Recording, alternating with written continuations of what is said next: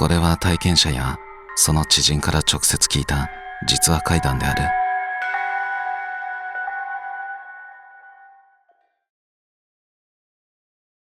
皆さんは幽霊が出ることで有名な大阪の泉の広場を知っていますでしょうか。かつて大阪の中心地、梅田の地下街にあった待ち合わせスポットです。この場所に現れる赤い服を着た女に出会ってしまうと良くないことが起こるという都市伝説があります。私のチャンネルでは今全国で視聴者さんから怪談を聞く怪談会という活動をしているんですが、大阪で聞いた怪談会で実際にその女を見たことがあるという男性にお会いしました。その男性の体験談をお聞きください。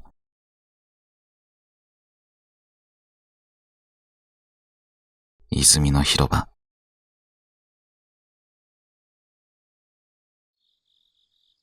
これは俺の人生を大きく変えてしまった大阪で有名な赤い服の女にまつわる話です。始まりはまだ俺が18歳で専門学校に通っていた頃でした。当時付き合っていた彼女と梅田の泉の広場で待ち合わせをしていた時のことです。人の流れをぼんやりと眺めながら、そういえばこの辺りで赤い服の女を見るとやばいなんて噂があったなと考えていました。その矢先、視界の端に赤いワンピースを着た女が映り込みました。胸ぐらいまで黒髪を伸ばしたその女は、行き交う男たちの顔を一人一人覗き込むようにしてふらふらと歩いています。あれ、あの女、なんか変だな。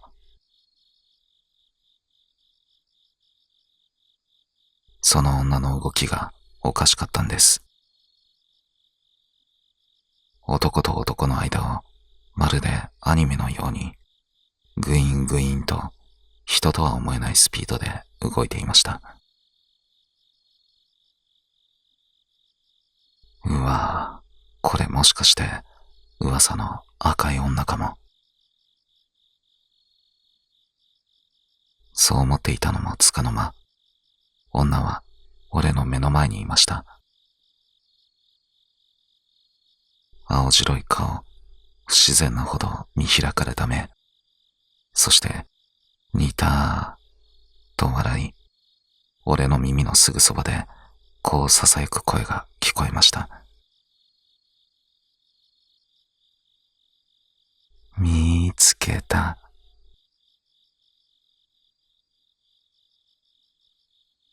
全身に鳥肌が立ったその時、背中をポンと叩かれ振り返ると、そこにいたのは遅れてやってきた彼女でした。怖いものが苦手な彼女には何も言えないまま、逃げるようにその場を後にしました。都市伝説では赤い服の女との遭遇はその場限りで一度きりのもの。もちろん俺はこれで終わりだと思っていました。でもこの後4回もこの女と遭遇することになるんです。一度目は23歳の時、バイク便の仕事中、交差点で車に突っ込まれました。気がつくとありえない方向に足が曲がっていたんです。朦朧とする意識の中で見えたのは、すぐそばに立ち、甲高い声で笑っている赤い服の女でした。そして二度目は25歳の時。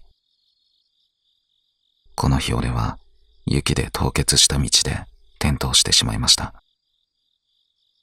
そして駆け寄ってきた工事現場の作業員たちが口々にこう言ったんです。おい、兄ちゃん大丈夫か？あれ、後ろに乗せてた赤い服の姉ちゃんはどこ行ったんや？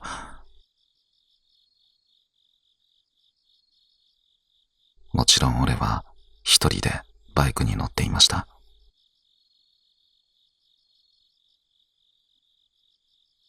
三度目は30代の頃、バイクで走行中、横から出てきたバイクに追突され、高い位置にあった道路からもう少しで転落するところでした。必死に体勢を立て直した瞬間、どこからか、という舌打ちの音が聞こえ、視界の端に赤い服が見えたんです。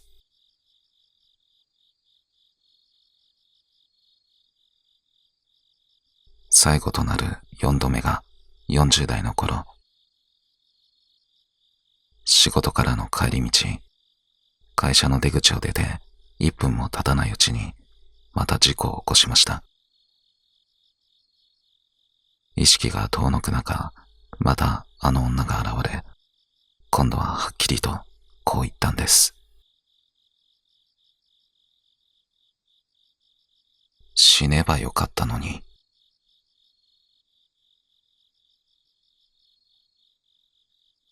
この事故で俺は脊髄を損傷し、左半身に麻痺が残りました。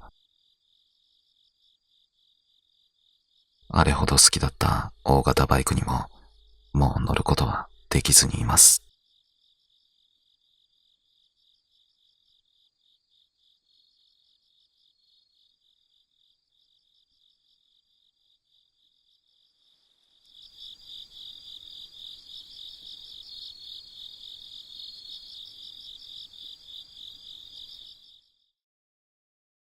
私たちが大阪で取材した泉の広場の女の階段には続きがあります。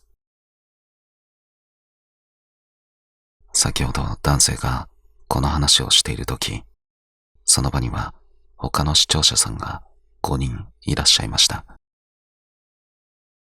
その中の一人、40代の女性が、この赤い服を着た女の話を聞いた途端、え？と驚き、みるみる青ざめていったんです。私たちが、どうしたんですか？と尋ねると、その女性は、それって黒髪ですよね。着てたのは赤いワンピースですか？私、見たことあります。そう言って話し始めた彼女の体験談をお聞きください。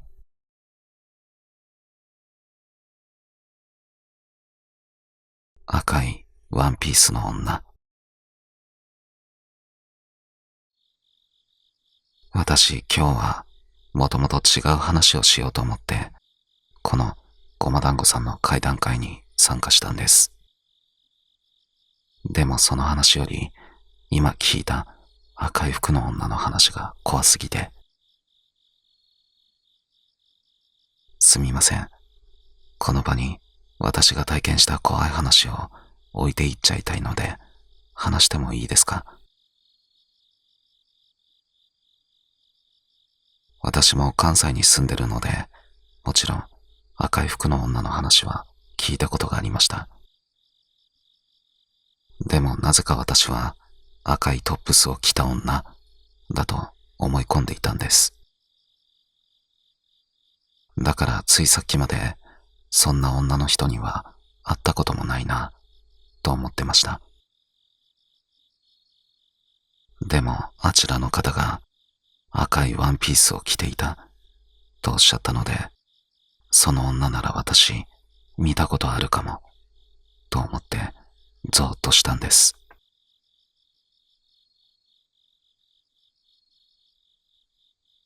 今から20年ほど前の話です。大阪、梅田の泉の広場で友人を待つ間、私は広場に腰掛けていました。少し疲れていたので、ぼんやりと行き交う人々を眺めていると、一人奇妙な動きをする女が目に留まったんです。赤いワンピースを着た長い黒髪の女。彼女の動きはまるでコマ送りの映像のようでした。人と人の間を移動するその間の動きが見えないんです。シュン、シュンと瞬間移動を繰り返しているように見えました。なんだか世話しない人だな。でも大阪には変な人が多いし。そんなことを考え、疲れていたこともあって、ぼーっとしながら少しうつむいていたんです。すると不意に左側から人の気配を感じました。あの赤いワンピースの女が下から私の顔を覗き込んできていたんです。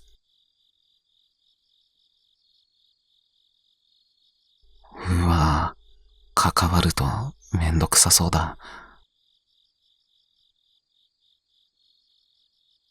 そう思い、目を閉じて寝たふりをしました。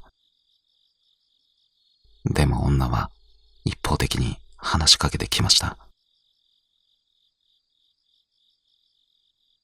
私の方が可愛い。え、何言ってんのこの女。私は高志にもモテて、敏夫にもモテてる。顔も私の方が可愛いし。赤い服の女はなぜか自分の方が可愛いからモテるんだと自慢を始めたんです。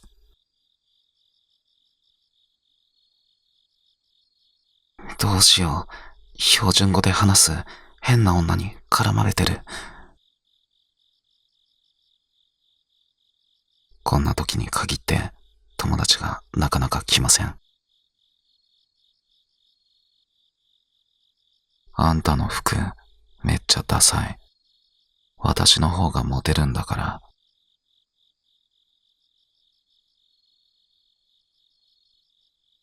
10分ほど続いた自慢と罵詈雑言にうんざりした私は、もうこの場を終わらせたくて目を閉じたまま小さな声で言いました。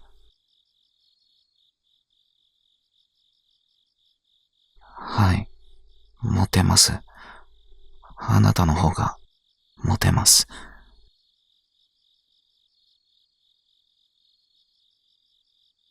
女は満足したように言いました。だよね。はい、あなたの方がモテます。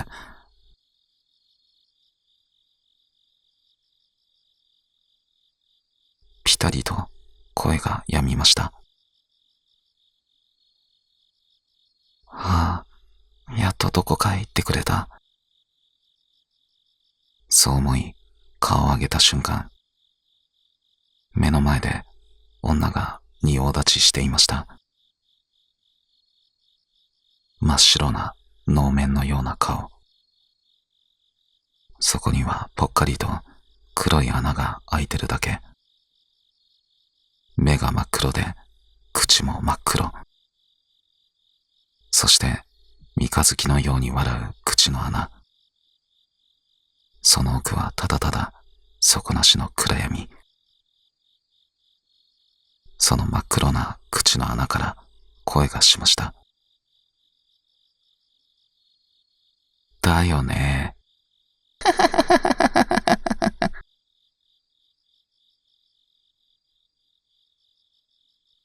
女は甲高い叫び声のような笑い声を上げ、再びあのコマ送りのような動きで走り去り、人混みの中へ消えていきました。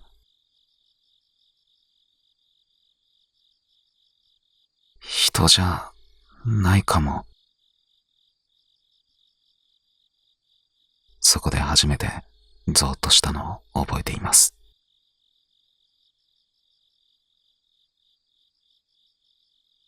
今日、ごま団子さんの会談会で、さっきの男性が見た女の体験談を聞いていて、私もどんどん思い出してきて、赤いワンピースと言われた瞬間に全てがつながってしまいました。話を聞いてる間、本当に怖かったです。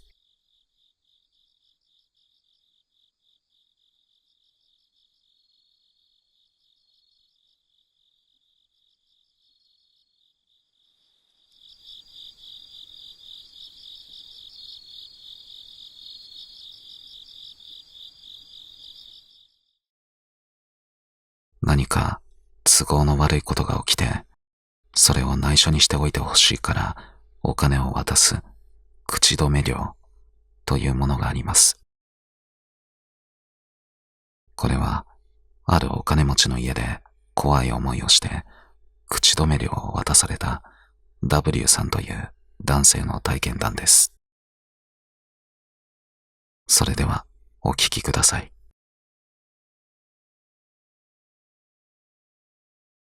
口止め料。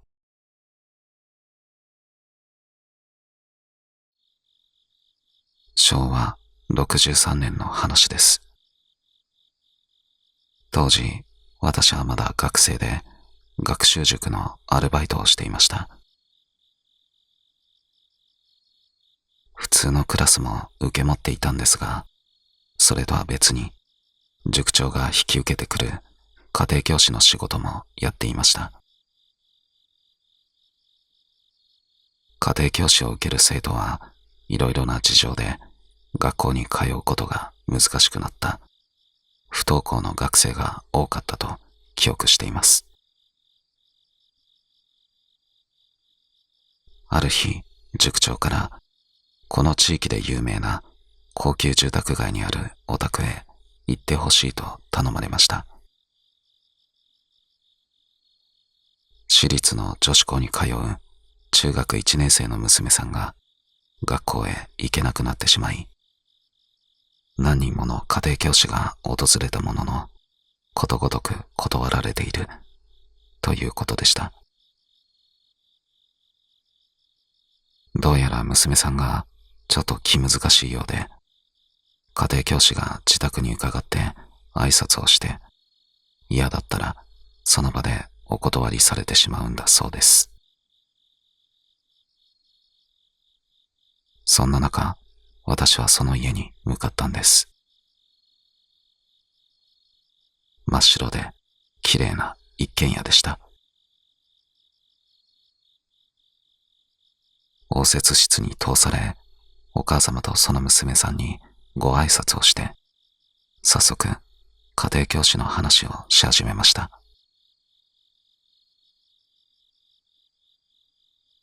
何の科目をやりましょう。ご要望にお答えできると思いますので、おっしゃってください。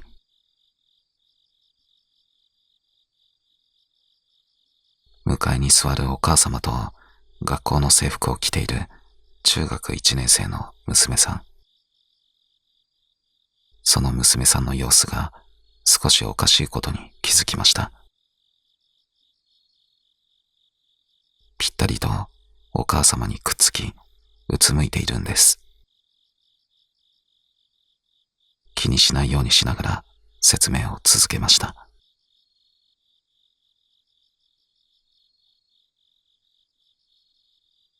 ちょっと国立大学には行かなかったんですが、国立の勉強もしてましたので、いろいろ教えることができますよ。それは助かりますわ。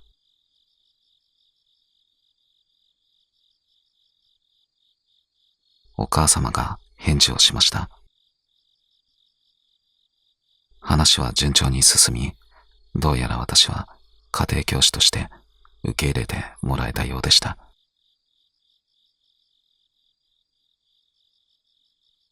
では、何曜日と何曜日に来させていただきましょうか。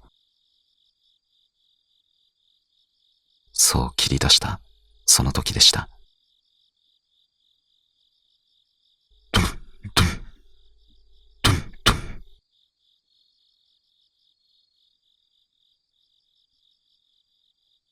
ン。2階から誰かが床を強く踏み鳴らすような音が響き渡ったんです。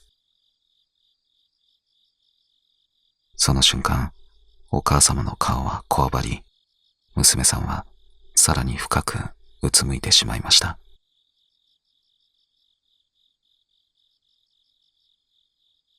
誰か他にいるのか。気まずい沈黙が流れます。いや、余計なことは聞かないでおこう。気を取り直し、では、毎週火曜と木曜では、と話を続けようとすると、また、トントンと、先ほどよりも激しい音が私たちの会話を遮りました。どうにも話が進めにくい。そしたらですね、と私が口を開いた瞬間、ターン。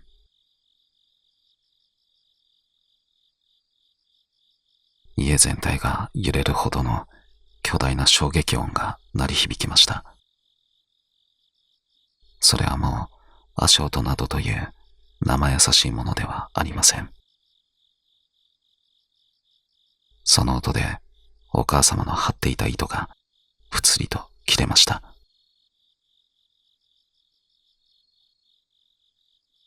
先生、申し訳ありませんが、もう結構ですので。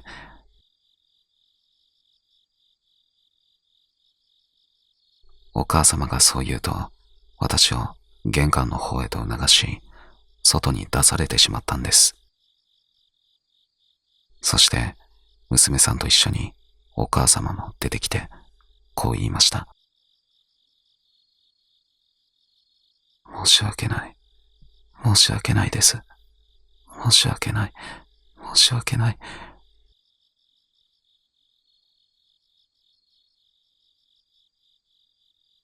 わけがわからないまま、私はその家の前で立ち尽くしていました。ふと視線を感じ、2階の窓を見ると、寝巻き姿の女の子が立っていたんです。その女の子が立っている箇所だけが、昼間なのに妙に暗い。この子がどんどんしていたのか。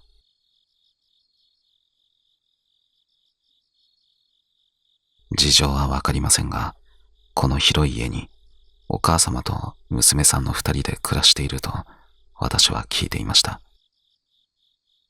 でも何か訳ありでもう1人いたのかと納得しました。でも最後の家全体が揺れるほどの衝撃はどうやったのだろう。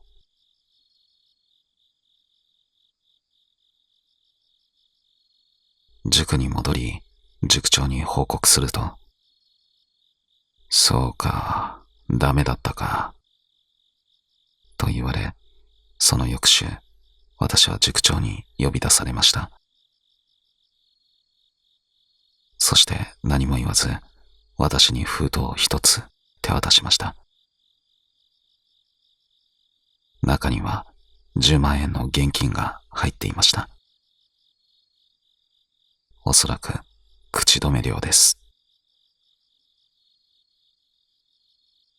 30年以上経ったので話しちゃいましたけどね。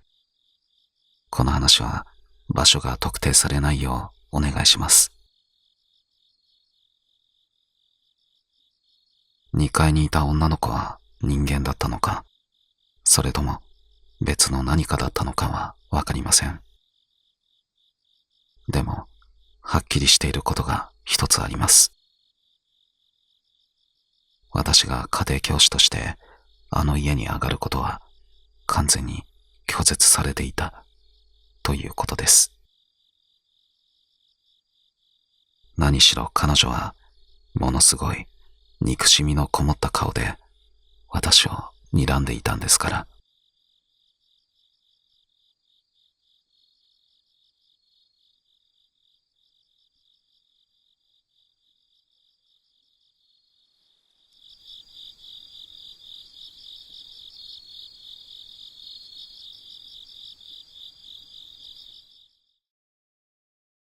このごま団子の怪奇なチャンネルは、弟のごま団子と兄の翔太の2人で運営しています。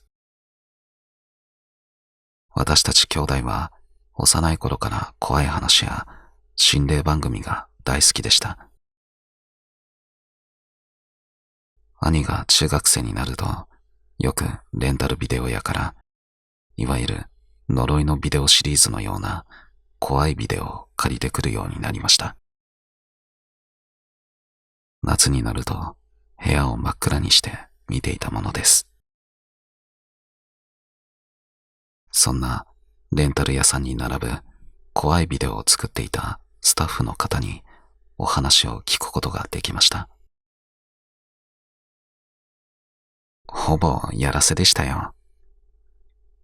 と笑って話すその男性が一度だけ体験したという怖い話をお聞きください。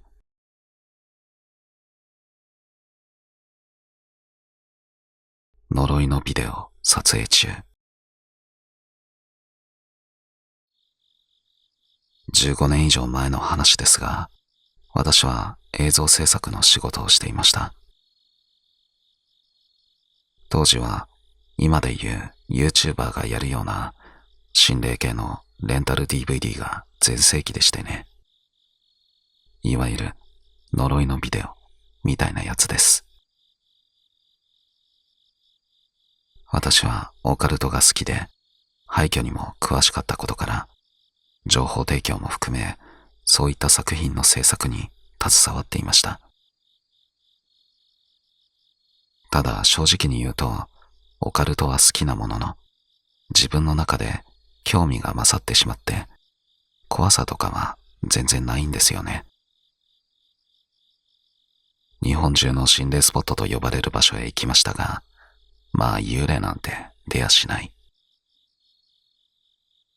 ここで亡くなった方のお化けが出るなんて言ってても、何も出なければただの静かな森や古びた建物なんです。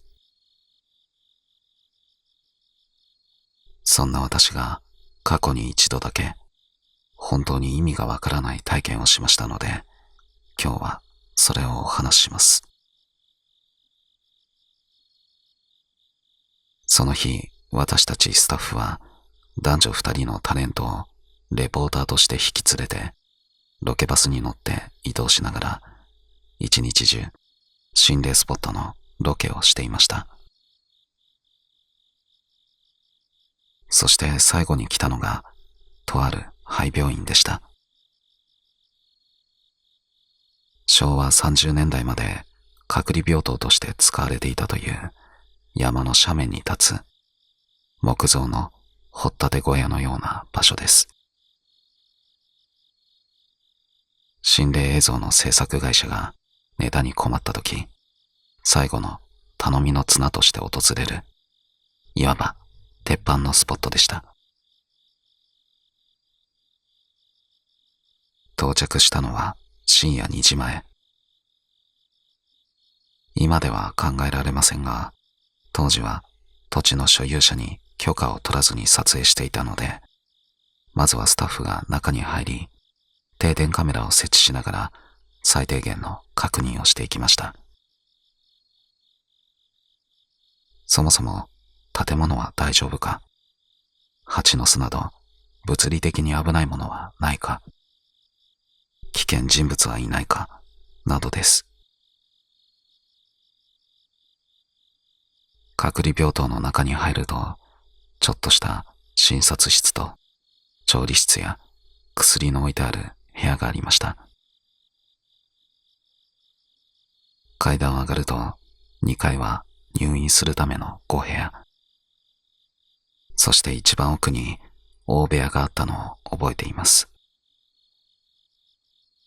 そして、すべての部屋の扉をスタッフで閉めてから出てきました。タレントに一部屋一部屋開けてもらって、そのリアクションを取りたかったからです。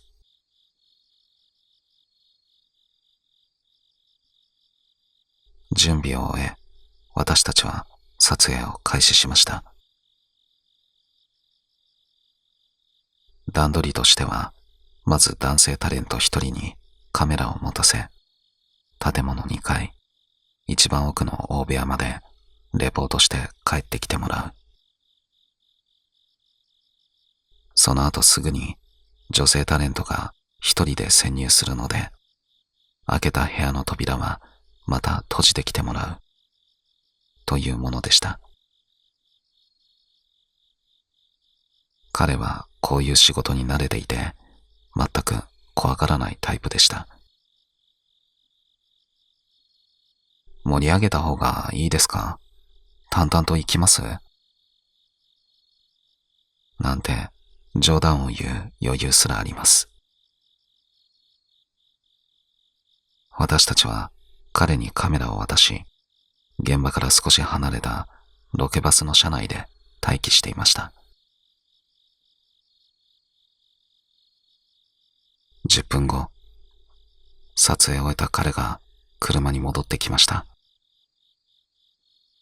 それまでどんな場所でもへっちゃらだった彼が車に戻ってくると、少し青い顔をしてこう言ったんです。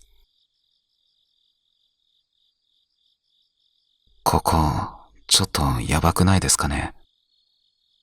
どうしたんですか？いやー、ちょっとなんか他とは空気が違って。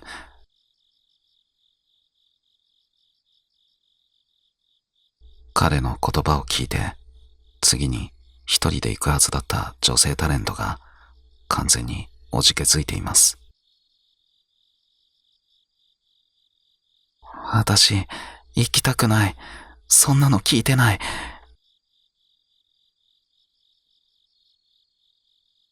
彼女は自分は少し感じる体質だと言い張り、てこでも動きません。スタッフも疲弊し、夜が明けるまで刻一刻と過ぎていきます。仕方なく私たちは、わかった、じゃあ全員で一緒に行こう。と彼女をなだめ、再び隔離病棟へと向かいました。建物に入り、2階へ続く薄暗い階段の前で、また彼女が立ち止まります。やっぱり、この先はいけない。痺れを切らした私は AD に、お前が先に行って安全だってことを証明してやれ、と指示しました。AD は、OK です。と軽く返事をして、一人で階段を駆け上がっていきます。そして、2階の廊下にたどり着いた瞬間、彼が、うわっと声を上げ、その場で凍りつきました。おい、お前まで何やってんだよ。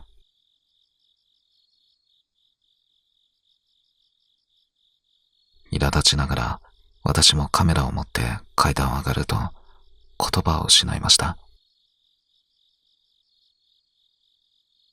5部屋の個室と一番奥の大部屋、すべての扉が開いていたんです。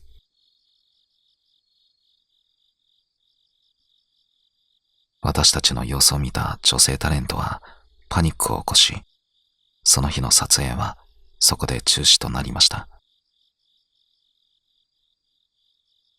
結局、本当に危ない場所ではないと事前にチェックしてるのかどうか。で、女性タレントの事務所と心霊映像の制作会社が揉めに揉め、この日撮影した映像はお蔵入りとなったんです。あの日、すべての扉が開いていたのを見た私たちは、車に戻った後、男性タレントが隔離病棟の2階をレポートしている映像を確認しています。彼が撮影した映像には、一つ一つドアを閉める様子がはっきりと記録されていました。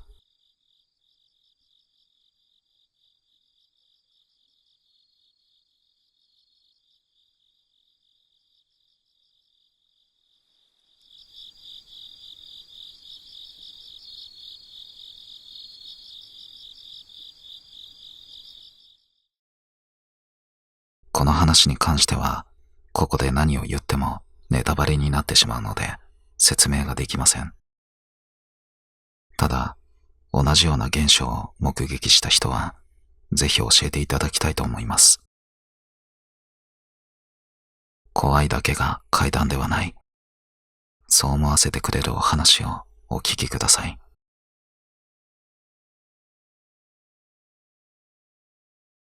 通り抜ける。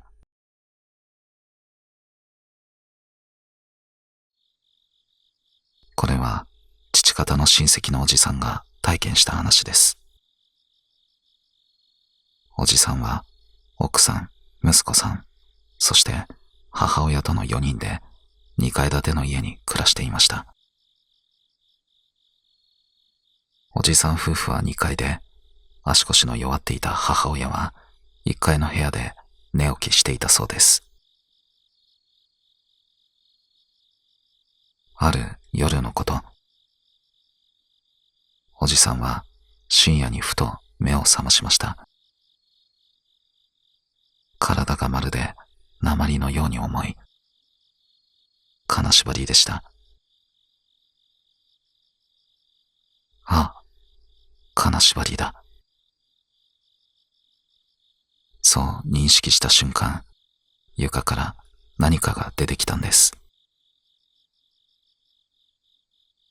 ボールのような球体でした。それが床からどんどん出てきます。しばらくしてそれが何か判明しました。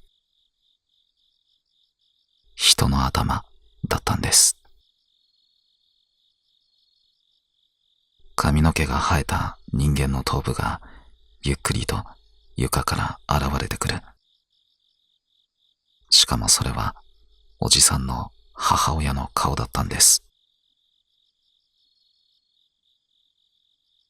驚きと恐怖で身動きが取れないおじさんの前で、母親の体は何の抵抗もなくスルリと床を通り抜けていきます。肩、腕、胴体、そして足。ついに母親の全身が2階の部屋に現れました。そしてそのままゆっくりと上昇し、頭が天井に吸い込まれ、やがてその足先までが完全に天井を突き抜けて見えなくなってしまいました。母親の姿が完全に消え、おじさんの金縛りは嘘のように解けました。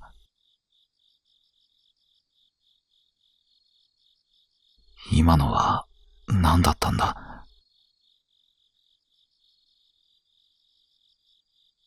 驚きでうまく頭が回りません。そして落ち着いた頃に嫌な考えが頭をよぎりました。まさか、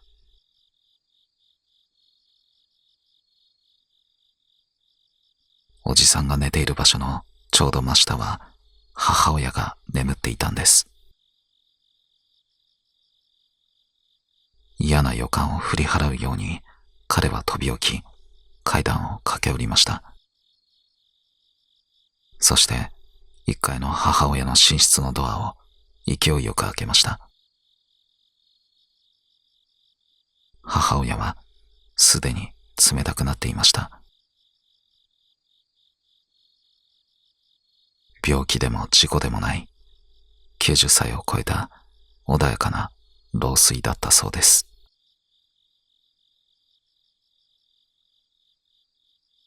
この母親のお葬式の席で、私はおじさんからこの話を聞かされました。正直、すごく嫌でした。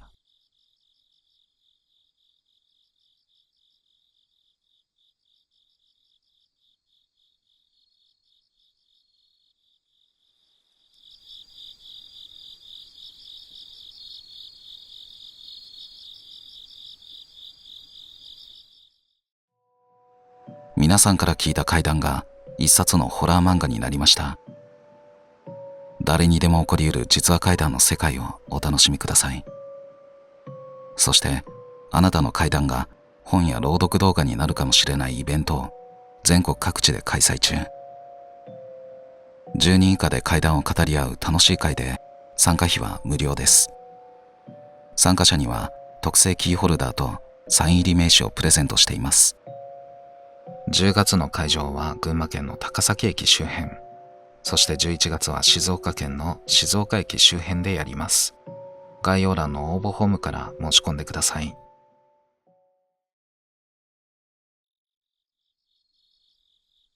はい、ということでどうも皆さんこんばんは、ごま団子です。今回は心霊の動画ということで、一緒にチャンネルを運営している兄の翔太さんお呼びしましょう。どうぞ。翔太です。よろしくお願いします。裏話喋っていきますか。そうですね。まず、1話目と2話目が泉の広場の女性のお話でしたと。そうですね。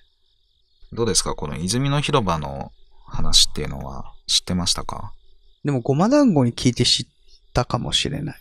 ああ、そうなんだ。うん、それまで知らなかったかも。まあなんか都市伝説的な話になってて、で現在泉の広場は、リニューアルされていて非常に変わりましたね。そうだね。もともとは噴水みたいのがあったけど、そういうのももう全部撤去されてるっていう感じですよね。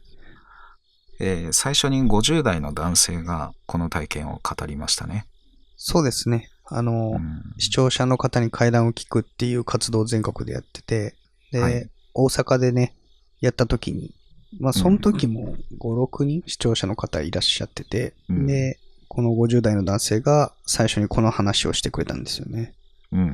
で、その話をしていたところ、僕のすぐ右斜め前の女性が、って最初、ちょっとこう言ったんだよね。ね。いや、実は私、その人、会ったことあるかもしれないですっていう話で。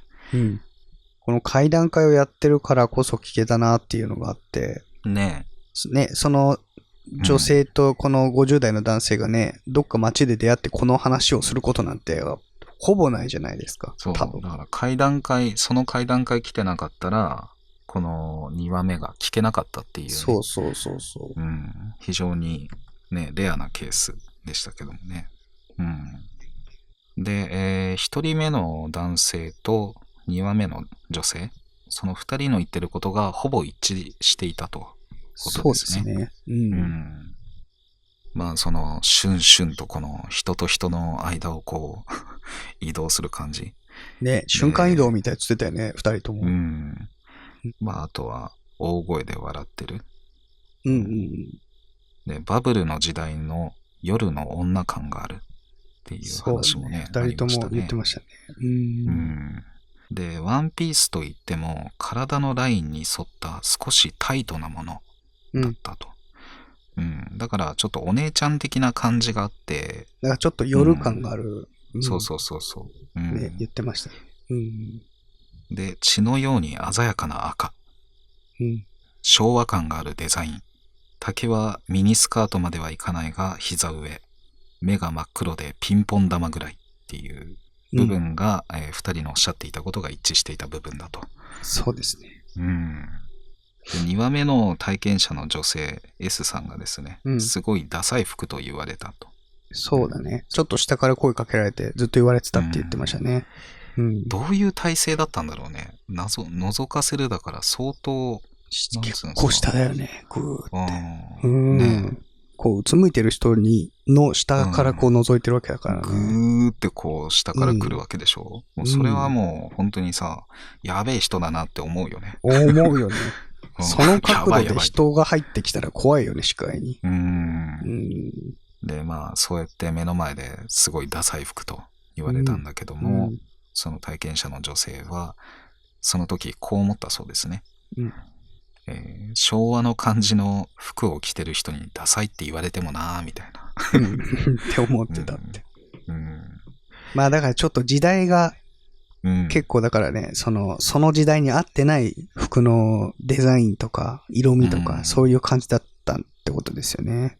バブルっぽいっていうか。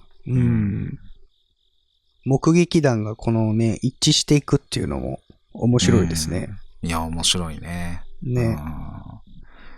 まあこれ非常に有名なね、お話でもあるし、まあ、目撃者の方とか体験された方っていっぱいいると思うので、まあ他にこの女性をね、目撃された方がいらっしゃったらぜひね、また教えてほしいなと思います。そうですね。コメントでも書いてくださったら、ね、私が見たのはちょっと違うパターンだったとかも全然あるかもしれないしね。そうだね。全く同じじゃなきゃいけないってこともないし。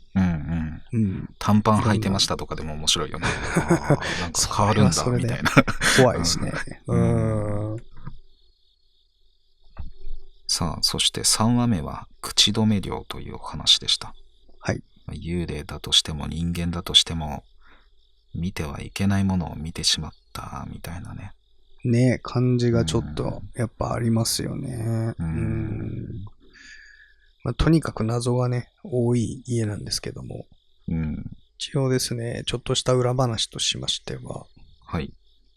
この体験された W さん曰く、娘さんとお母さんは家庭教師の W さんを受け入れてくれていたと思ったそうです。でもやっぱりもう一人の住人、まあ上のどんどんしてた子ですよね。その子は嫌だったみたいで。で、その2階にいた女の子は最後に外から見てるじゃないですか。その子は娘さんとほぼ年齢が変わらないように見えたから、もしかしたら双子だったのかもとも思ってるそうです。ただ、最後のその家全体が揺れるほどの衝撃が、そんなことできるかなって、まあ当時からずっと考えてるっていう話ですね。中学1年の女の子が出せるレベルのその衝撃じゃないってことだよね。だから。まあ中学、まあそうだね。まあ大人でも難しいんじゃない？だってお金持ちの家なわけでしょ？だから、ね、立派で多分いろいろさ、基礎とかもしっかりしてるじゃん。材質とかも。だからちょっとやそっとじゃ多分揺れないと思うんだよね。まあそうだよね。うちの実家とかはさ、なんかすごい、安い材質のお家じゃん。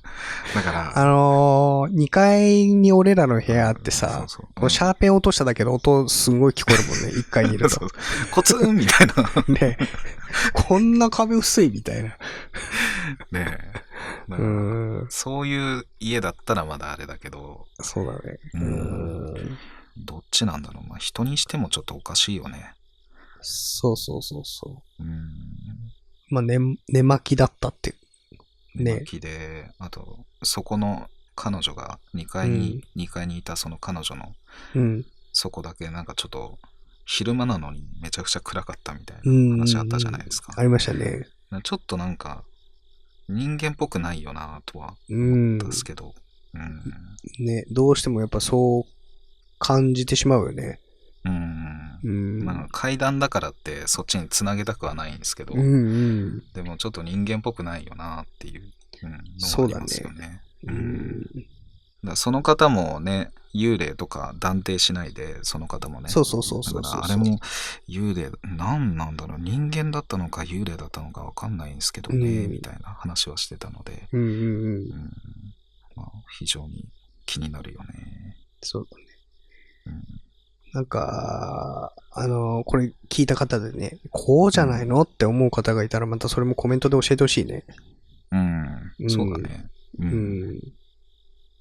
コメント欄のいいところってみんなで話せるところだからね。そうだね。なんかその議論が熱くなって、喧嘩し合ったりとかしたらさすがに止めますけど。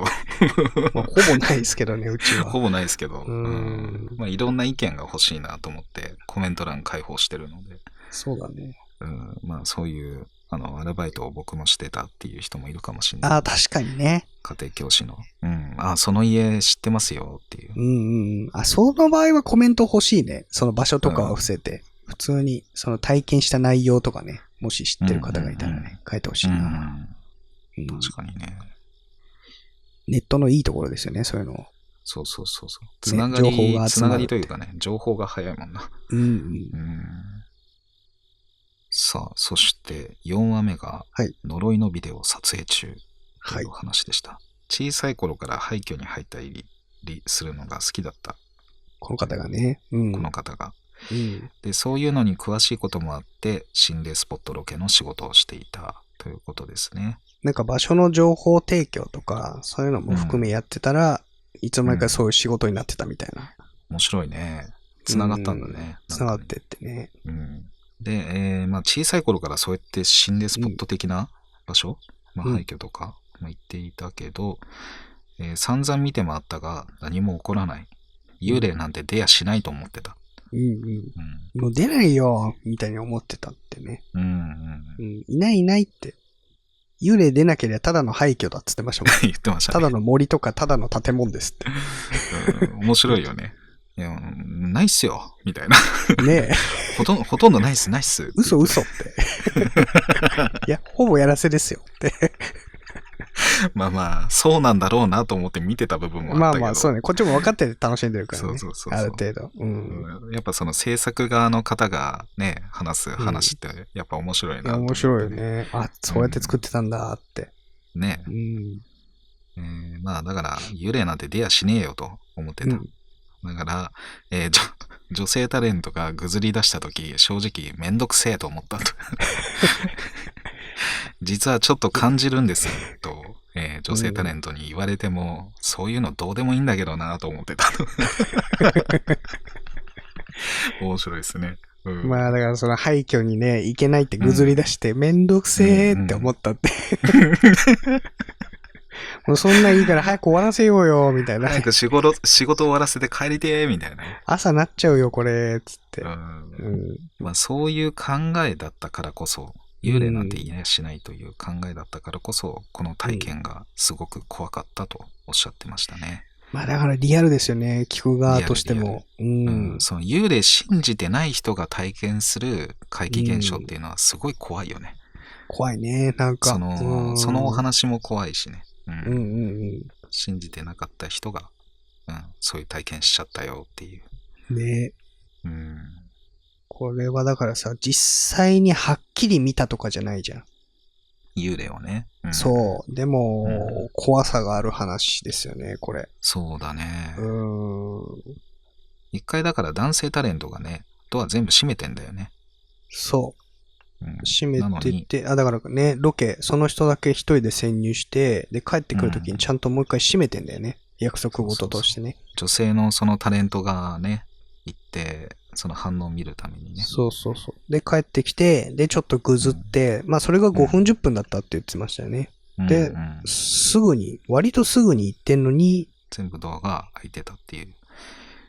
いやー、だから、それもさ、ちょっとやっぱ怖いよね。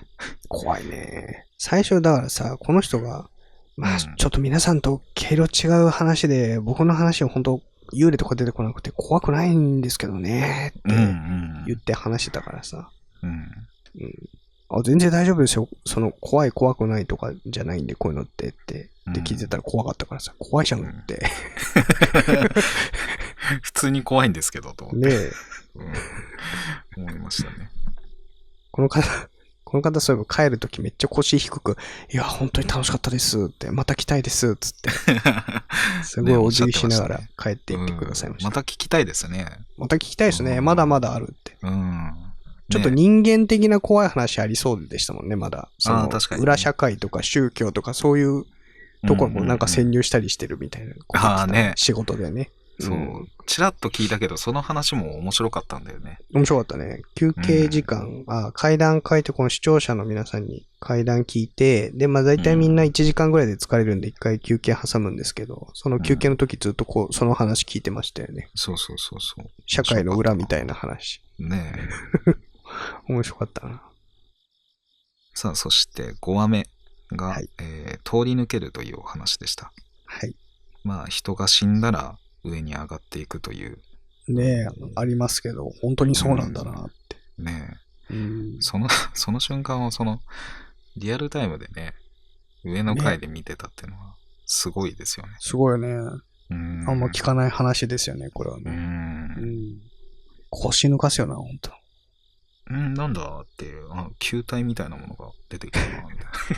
で、見てたら、母ちゃんみたいな。母ちゃんみたいな。びっくりだよな。で、裏話としましては、これも会談会っていうもので聞いたんですけど、視聴者の方に。で、ごま団子がこの話を聞いて、その会談会の会場で体験者さんが喋ってるじゃん。そしたらごま団子が、それっておばあさん全裸だったんですかねって聞いてたんですよね。いや、それはちょっとわからないですねってなって。全裸、考えたこともないな、みたいな。まあ多分全裸じゃないとは思うけどって。まあこの方が見たわけじゃなかったんでね。そっか。この方のおじさんがそう見たわけだったんで。そう。多分全裸じゃないとは思うけど、そこまでは確認してないから、今度おじさんに会ったら聞こうかなって言ってましたね。ぜひね、知りたいですね。ね、気になりますよね。まあでも亡くなった人もさ、あれだよね。服着てるパターンしか俺聞いたことないから。まあだから全裸ってことでもないのかもな。そうだね。幽霊ってなんで服着てんだろうな、よく考えたら。恥ずかしいからじゃん。いや、なんか服も幽霊ってこと？なんかイメージでつけてるんじゃない？そう、なんか作り出せるってことか。実際のその服を着てるっていうことでは多分ないんじゃないかなと思うけど。服を着てると思わせてる。全裸のさ、幽霊がいてもおかしくないよな。まあ、そうだね。でもさ、人間って全裸でいることの方が少ないよね。普通に生きてて。まあ。ね。生きてる状態のまま出てくんのかな、幽霊ってね、やっぱ。ねえ。ってなるとやっぱ服着てんのか。落ち武者の話とかもみんなね、鎧装備したりしてるもんね。ボロボロの鎧とかね。服は着たまま出てくんだな。どういう仕組みなんだろうな。ねえ。あんま考えたことないけど不思議だよね。まあ、今後の、おじさんに会ってどんな話をされたのか気になりますね。いや、全裸だったらしいですよとかあるかもしれないし。みたいな。ね。自分の親の全裸見るのなんか嫌だな。そうだね。びっくりだね。びっくりだよね。ねえ。ってなんか嫌だな。嫌だね。さあ、まあそんなところでしたということですね。はい。非常にどのお話も今回もね、非常に面白かったなと思います。はい。そしてメンバーシップやっております。メンバーシップ入ると、この心霊の裏話で入りきらなかった部分がですね、動画化されてアップされています。まあちょっと表に出すにはちょっとあれかなみたいな話とか。ちょっとあまりに怪談と関係ない話しちゃったなみたいなとか、そういうのは全部メンバーシップに行ってますね。なのでぜひ聞いてみてください。100円ぐらいです。月。そして怪談会やらせていただきます。視聴者の皆さんの怪談を聞きます。10月と11月。10月は群馬、11月は静岡でやらせていただきます。それも、概要欄に詳細書いてありますので、ぜひチェックしてください。はい。ほんと気軽に来ていただけると。もう気軽でね、もう階段だけ持ってきてくださいっていうね。そうですね。本当に、みんなの前でステージみたいな感じで階段をすんごい飾らなきゃいけないみたいなことは一個もないんで。もう本当実話だけを、まあ、話し方わかんないっていう人もいらっしゃるんですけども、全然ね、普通に友達に話すような感じで、そうですね。本当、なんだろう、友達ん家行って夜泊まった時喋るとか、喫茶店で友達と喋ってるみたいなテンションでみんな喋ってるんで、そうリラックスしてほしいなと。で、気になったとこを質問していくみたいな、感じなんで、参加しやすいとは思いますんで。誰でも参加費無料で参加できますので、はい、キーホルダーも差し上げてるんで。ぜひ来てください。はい。ね、この全国で階段会やるっていうのを今やらせていただいてるんですけども、はい、まあ、結構お金かかるんですよね。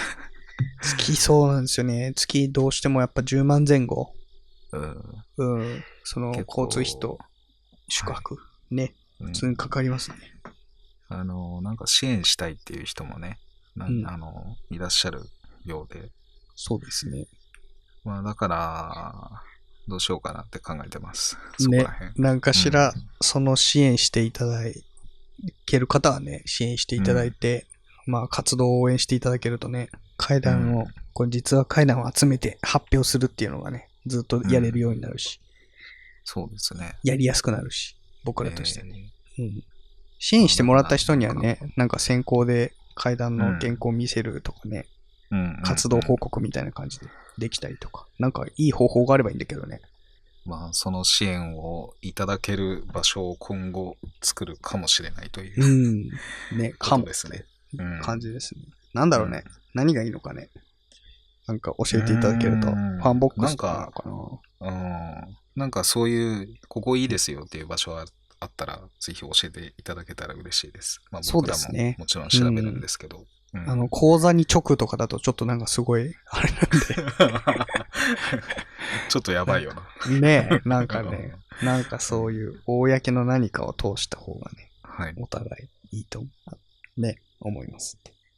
まあその活動以外では一切使わないで、もし集めるとしても、そのなんつうのかな、僕らの収入になるみたいな使い方は絶対にしないんで。で、プラスね、今後ね、取材増やそうと思ってて。月2回ぐらい行きたい。さらに、お金がかかっていくので。そう。多分15万から20万ぐらい月かかる。いやでもね、それぐらい面白いんだよね。この階段集めるっつうのが。あとどんどん仲間で来てるし。全国各地に。顔合わせたらさ、あーみたいな人たちどんどん増えてるよね、今。そう。だからまあ今後もね、末永くやっていくために、そうそう。力貸していただけないですかねっていうそうそう。そういう考えです。はい。またそういうのができたらね。いいですね。お知らせいたします。とんでもない何かのお返しとかは全然ないとは思うんですけど、なんつうの、クラファンとかだとさ、多分返礼品とかあるじゃん。多分あんまそういうのはないかもしれないけど、ただただ応援してくれたら嬉しいなっていうので、なんか、なんかいろんな価格帯をもしかしたら設定するかもしれないね。まあ、そんなわけで、はい。じゃあまあ、それも、できたらまたお知らせいたします。徐々に動いていきます。はい。はい。じゃあ本日は以上ということで。はい。じゃあまた次の心霊でお会いいたしましょう。ごま団子でした。翔太でした。ありがとうございました。おやすみなさい。